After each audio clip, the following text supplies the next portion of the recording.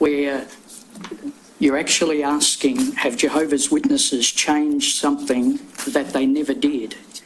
So I think where the confusion comes in, and Mr. O'Brien has nicely explained that if somebody chooses to take a different course and remove themselves, disassociated, that's a matter for them. But victims of child sexual abuse are not shunned. There's no evidence. Unless they dissociate, then they are. That's the point. Well, but again, what you're suggesting there is that the congregation makes a decision to shun a victim.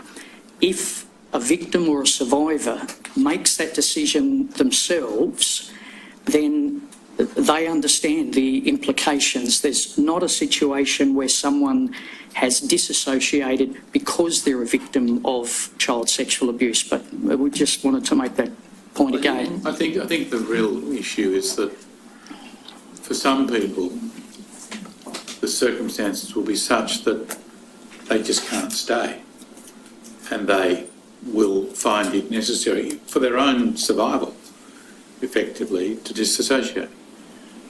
But the consequence of that is they are shunned and lose all of their prior social structure. That's the issue. And you heard the evidence that some people gave about that issue. That's the problem. If I could, Your Honour, with respect... That doesn't happen in other parts of society, generally. Again, Your Honour, with respect, and I certainly don't want to be protesting a point... Say what you believe to be true. Thank you for that.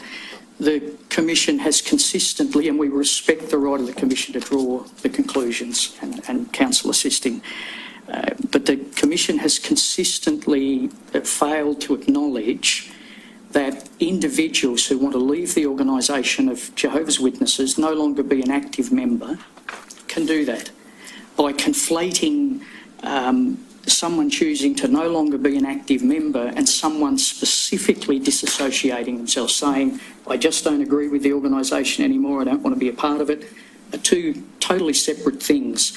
And again, with respect, we just make the point that was inherent in what I just put to you, but the consequence of dissociation, as we understand it, is that that person will be shunned, and that means they lose contact with family, friends and everyone else who remains inside the Jehovah's Witness organisation. Is that right? Again, Your Honour, the person... Your colleague is nodding. Is that right or not? Well, because you've said disassociated, Your Honour, but he or she can choose to be no longer an active member of the congregation. I understand that, but if they are so unable to cope with what's happened and the way they've been treated inside the organisation, that they dissociate, then they lose all of their previous social structure. Is that right? That could be the case, and we respect their right to make that decision. Well, it's a pretty cruel way of dealing with someone, isn't it, who has suffered sexual abuse. I could only repeat what I've said, Your Honour. I know, but it's cruel, isn't it? To take away, by reason of the rules that you impose, all of their social structure. That's cruel. Could I just interrupt, Your Honour? I believe with the difference between disfellowshipping and disassociation, the congregation takes the action in disfellowshipping somebody who is then shunned. The person who disassociates himself, they're taking the action. Now, for whatever reason, I agree, not even with regards to being a victim, others make the same decision. But they are actually taking the stand to shun the congregation from themselves.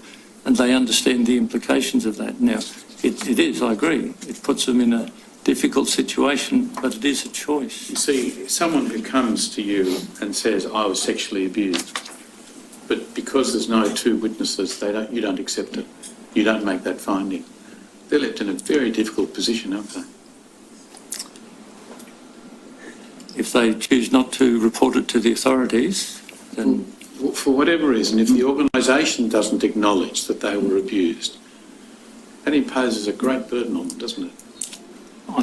If I could again respectfully say, Your Honour, we don't disbelieve a person who makes an accusation. That's why we investigate every accusation brought forth by the elders. Yes, but if there's not two witnesses, you don't accept it, do you? Because scripturally we're not able to. I know. And that you would understand can be very, very distressing for someone who has come to you with that complaint, can't it? Certainly. Not being a victim is very distressing. Whatever consequences come, yeah, we agree. And that can lead to a chain of circumstances where that person feels unable to do other than dissociate from your organisation. Correct? Could I respectfully, Your Honour, say we don't want to be defensive and we acknowledge that dissociation or disfellowshipping certainly have implications. An individual can choose to be inactive. Could I use very briefly a parallel that in my careful reading of the issue papers from the Commission, and some of it I don't understand, most of it I have, it's been very well put together, and the summaries. One reference said that only reporting is low across the community. One study that's not suggesting the Commission validated it, but it was just referenced. One study in this country suggested that only 10% of child abuse allegations, and I believe it was in New South Wales, but I'll be corrected on that, lead to a conviction, and only around half of those lead to a custodial sentence. I mention that simply to say that if on an occasion a victim of child abuse has felt that where Jehovah's Witnesses have taken a Bible-based stand, my heart also goes out to the thousands of victims who've come forward and asked for help. It's not resulted in a conviction, or if it has, only half of those result in a custodial sentence. So I just put it in the context that we are extremely aware of the damage that is done where the victim, it's compounded by the action that we, the police or the courts take, and in that context we absolutely agree with you. I understand what you say, but can I just ask you this simple question? Why is it necessary when someone feels that they can no longer abide the organisation and has to dissociate, why is it necessary to shun them? Why can't they keep having social contact with those people who happen to remain in the organisation? Well, I'd say again, and we're going to appear very repetitive, I apologise, Your Honour, but the individual can choose. Why is it necessary for the organisation to tell all of its adherents, you must shun that person? Because the individual has not taken the decision to no longer associate or to no longer be involved with congregation activities, which is their right. They've taken the decision to say, I'm shunning the congregation, I'm no longer a part of the congregation, I put it in writing. So the individual takes that action, and we understand the implications. When someone is disfellowshipped, the congregation takes that action. So the individual does not need to put themselves in a position where they're shunned. They can walk away, they can go to another congregation. That's their personal choice. But we understand and agree with the point you're making, Your Honour.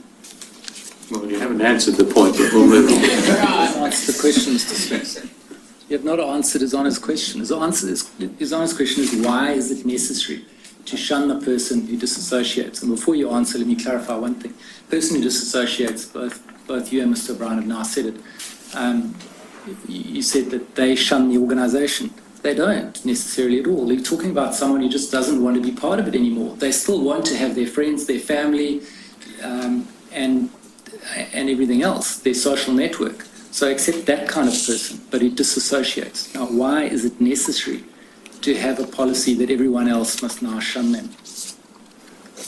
Again, that's a decision the person makes, because that individual... Sphinx, that is not... Mr. Stewart, I don't think we're going to get anywhere. I think we should... Well, the real answer to the question is because you say the Bible says so. That's the answer, isn't it? Yes, that's our understanding of the scriptural disfellowshipping and dissociation doctrine.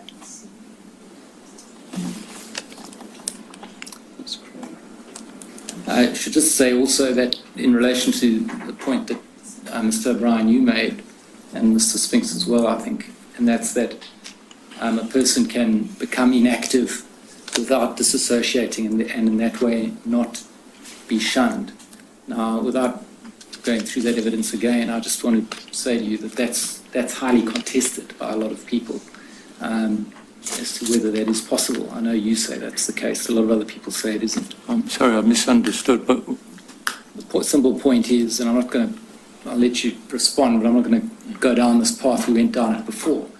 The simple point is this: a person who does not want to be active in the organisation anymore, in order to avoid being shunned, must disassociate. There isn't a category of membership of inactive and nevertheless welcome. Sorry, Mr. Stewart, that's... I know you disagree. That's Well, fine. when we've put it in print, I mean, The only point I'm making is that that's not accepted. again, and I apologise, Your Honour has said we're repeating the point, but we have a very clear understanding of the difference between someone being inactive, no longer an active member of the congregation, and someone who takes a decision to disassociate.